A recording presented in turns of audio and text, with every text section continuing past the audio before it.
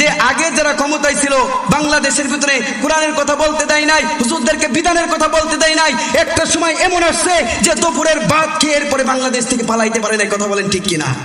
আর এই যে বর্তমান সময় যারা চিন্তা করেন ক্ষমতা আসবেন, আরে যেই রব আপনাকে আমাকে বানাইছে এই রবকে নিয়ে কটূক্তি করছে, আর এর প্রতিবাদ যখন তাওহীদি মুসলমান করেছে, যেই সমস্ত নেতারা বলতেছে এই সমস্ত মুসলমানেরা উগ্রবাদী, স্পষ্টভাবে তাদেরকে বলতে চাই অন্তত তাদের কিছু থাক আর না থাক তাদের ঈমান নাই, তারা কাফের। কথা বলেন ঠিক কিনা? আরে যেই রব যদি জমিন না বানাইতো, আসমান না বানাইতো, তাহলে এই জমিনের ভিতরে থাকতে পারতাম না। অর্থাৎ কোন কুলাঙ্গার, কোন আবাল যদি বলে যে আল্লাহর নামে কটূক্তি করে, তখন মুসলমান চুপ থাকবে। এটা কোনো ঈমানের পরিচয় হতে পারে না। কথা বলেন ঠিক কিনা? আপনি নিজেকে এত বড় নেতা মনে করেন না দুইটা ভোটের জন্য।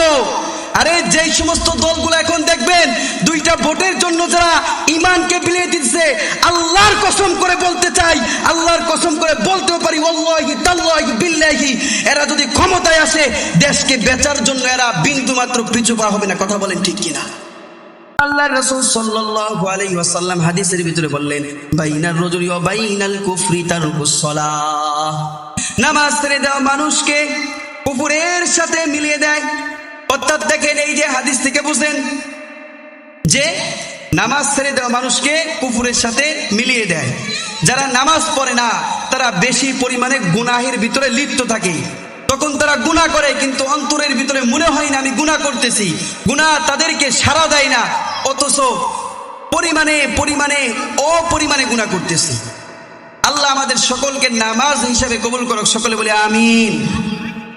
তো দেখেন এই যে অন্তরের ভিতরে কুফরি ঢুকলে মুসলমান তখন মুসলমান থাকে না। এই যে বর্তমান সময় চলতেছে, আপনারা একজন আবাল সরকারের নাম শুনছেন?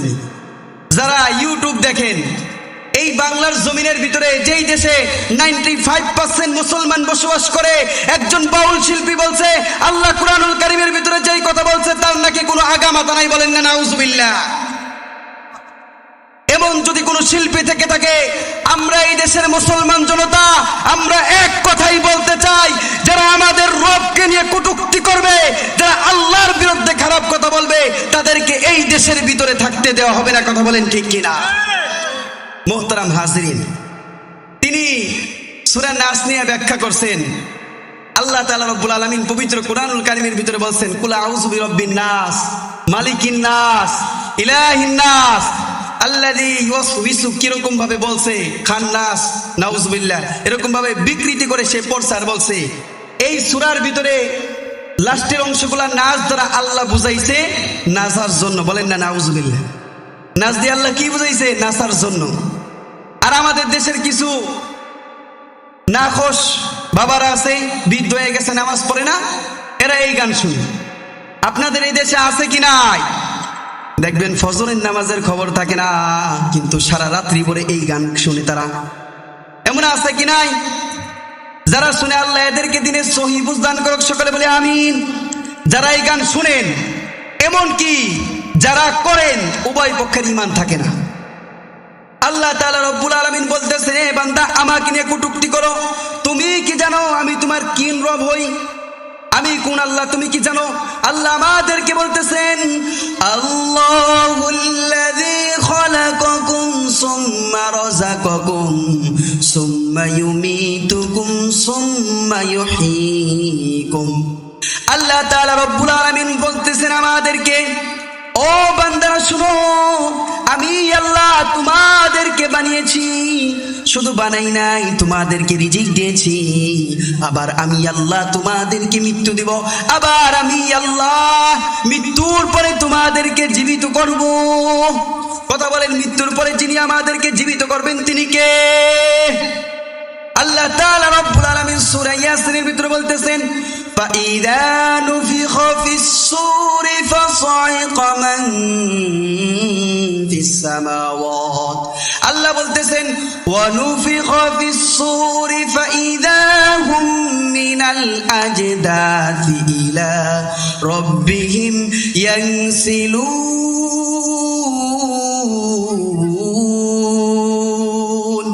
আল্লাহ তাআলা রব্বুল আলামিন বলতেছেন, যখন সিংহায় কবর থেকে মানুষগুলা উঠে যাবে, মানুষ কবর থেকে উঠে তখন তারা তাদের রবের দিকে দৌড়ানো আরম্ভ করবে। মানুষ তখন উঠে বলবে, ক্বালু ইয়া ওয়াইলানা মান বা'সানা মিন মারকাদিনা। মানুষ কবর থেকে উঠে বলবেন, দুর্ভোগ, আফসোস, আমাদের কবরের ঘুম ভাঙায় কবর থেকে কে আমাদেরকে উঠালো? তখন আল্লাহ বলবেন, হাযা মা ওয়াদার রহমান।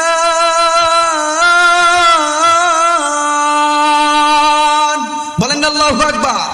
আল্লাহ তাআলা রব্বুল আলামিন তখন বলবেন, এটা হলো তোমার রহমানের ওয়াদা করা দিন। আল্লাহ বলতেছেন, আমি সেই আল্লাহ, তোমরা কি জানোনি?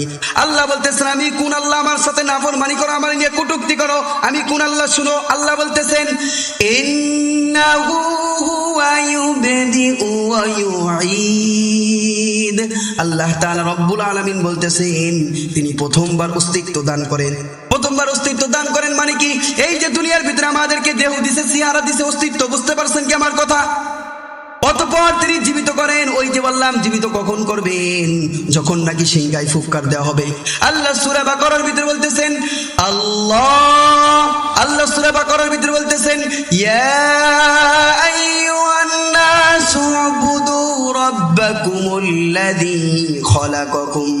আল্লাহ তাআলা রব্বুল আলামিন বলতেছেন, হে লোক সকল, আল্লাহ বলতেছেন, হে লোক সকল, তোমরা তোমার পালন কর্তার ইবাদত করো, যিনি তোমাকে এবং তোমাদের পূর্ববর্তী লোকদেরকে সৃষ্টি করেছেন।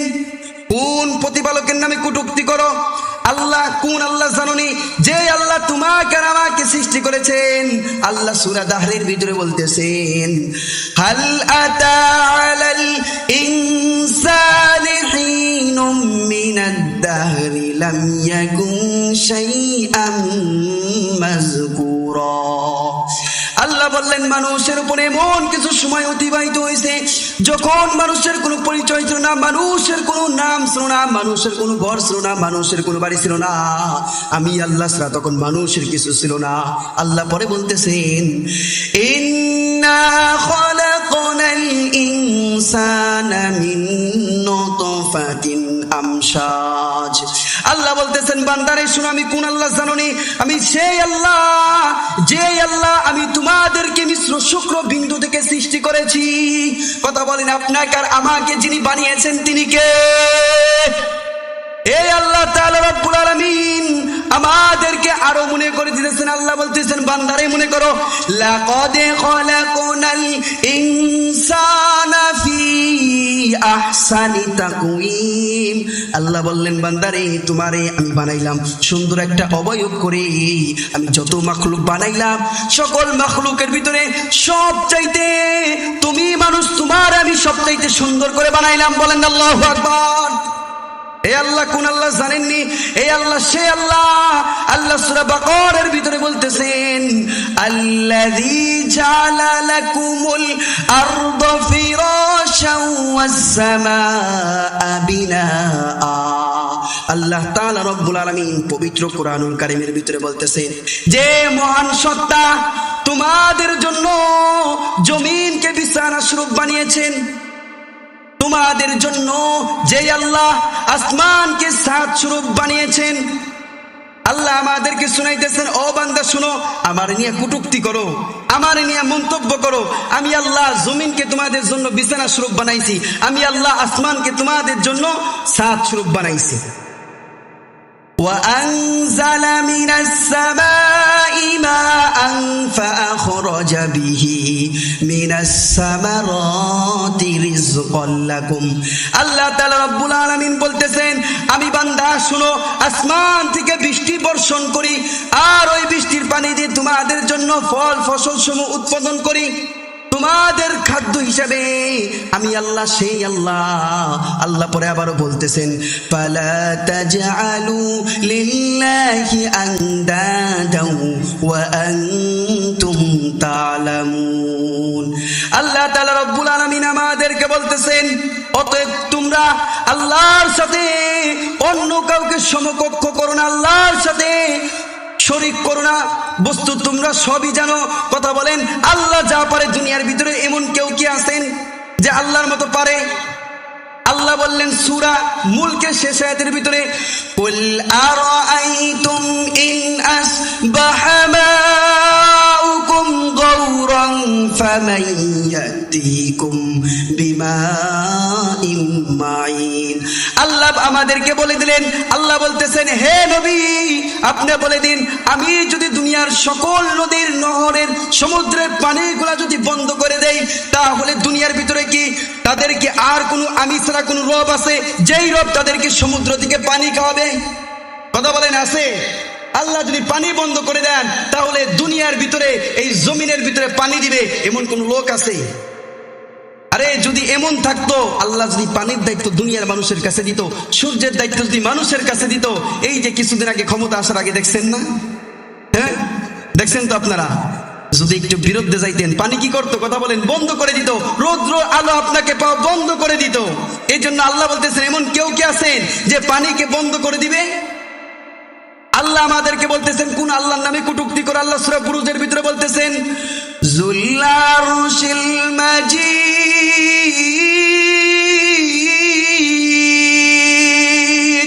বলেন আল্লাহু আকবার।